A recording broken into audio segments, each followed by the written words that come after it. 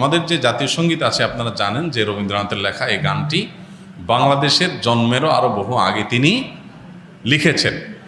তো এই গীতটা মূলত বাংলাদেশকে কেন্দ্র করে লেখা হয়নি।